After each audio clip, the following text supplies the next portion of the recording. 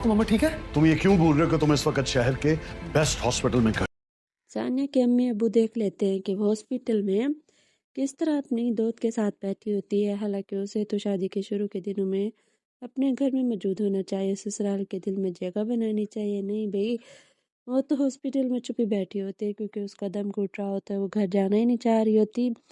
वो चाहती है कि घर को घर समझा जाए, ना कि इस तरह के अगर वो मेरी इतने सालों की मेहनत को इस तरह ख़त्म नहीं कर सकते, मैं जो काम करती हूँ उसमें वो दखल अंदाजी नहीं कर सकते।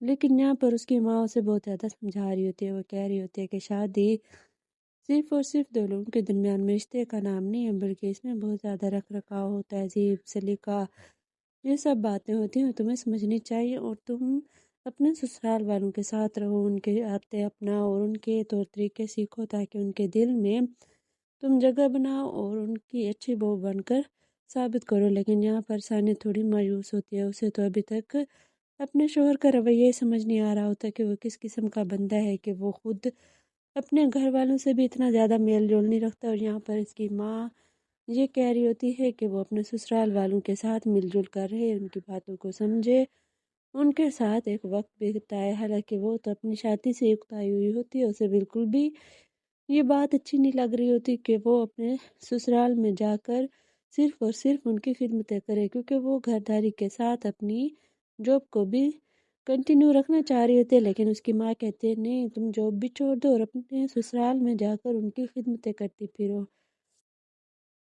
केस देखेगा। मैं चाहता तो तुम्हारी पुप्पी का केस किसी रेजिडेंट को दे सकता था। इस हॉस्पिटल में मैं डिसाइड करता हूँ कि कौन किसका क्या। अंकल ने कहा है कि हम पप्पू का ट्रीटमेंट अफोर्ड नहीं कर सकते। उनकी जो इतनी सारी नेकियां एहसान झाड़ झाड़ कर जाया करते हैं। मामा क्या हुआ मामा? फीस है वो हम भर नहीं पाते। डैड को ना गॉड सिंड्रोम है। अगर आपको किसी भी वजह से कुछ भी हुआ ना तो डैड का पूरा